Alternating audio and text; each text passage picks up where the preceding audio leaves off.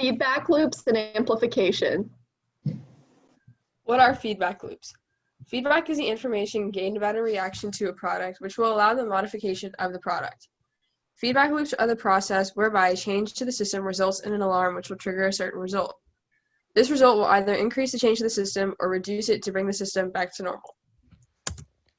Why are feedback loops important?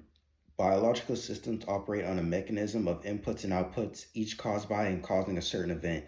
A feedback loop is a biological occurrence wherein the output of a system amplifies the system or inhibits the system. Feedback loops are important because they allow living organisms to maintain homeostasis. Homeostasis is the mechanism that enables us to keep our internal environment relatively constant. The level of energy that an organism needs to maintain homeostasis depends on the type of organism as well as the environment it inhabits. This slide shows the elements of feedback loops. In every feedback loop, there's a receptor or sensor, which is a sensory organ, a stimulus, which is an action that evokes a response, an effector, an organ that acts in response, and a response or a control that caused the action of the effector.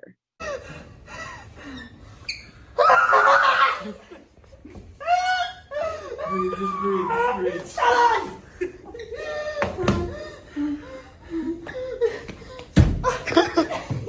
This is an example of positive feedback. When labor begins, the baby's head is pushed downwards and results in increased pressure on the cervix. This stimulates receptor cells to send a chemical signal to the brain, allowing the release of oxytocin.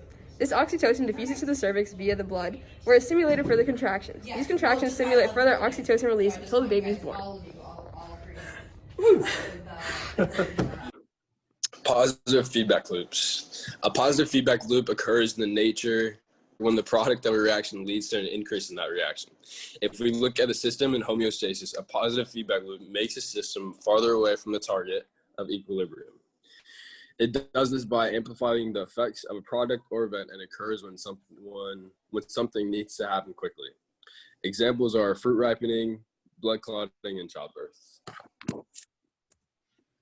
So this example shows fruit ripening, which is a positive feedback loop. It starts when an apple on a tree ripens.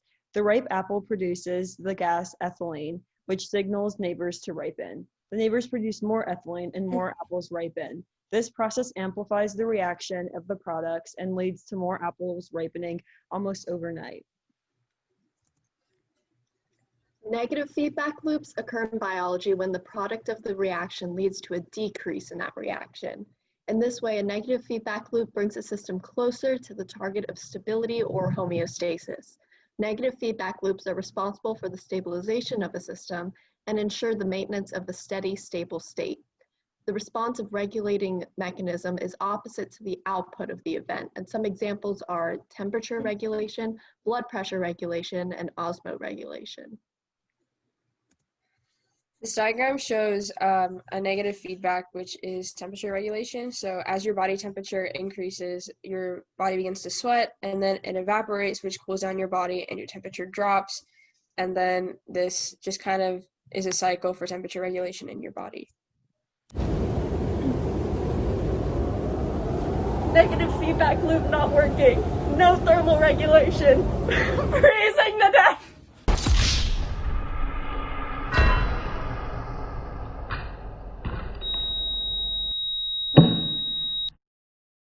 Positive feedback loops consist of a feedback mechanism resulting in the amplification or growth of the output signal and break down the homeostasis of the system. Negative feedback, on the other hand, is a feedback mechanism resulting in the inhibition or the slowing down of a process and always maintains the conditions of homeostasis. Just a brief summary of everything that you should take away from this lesson. Organisms use feedback mechanisms to maintain their internal environments and respond to internal and external environmental changes.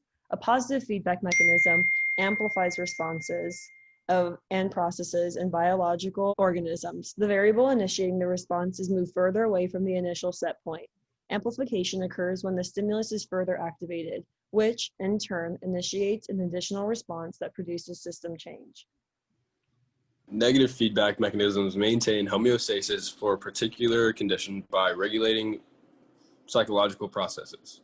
If a system is perturbed, Negative feedback mechanisms return the system back to the target set point.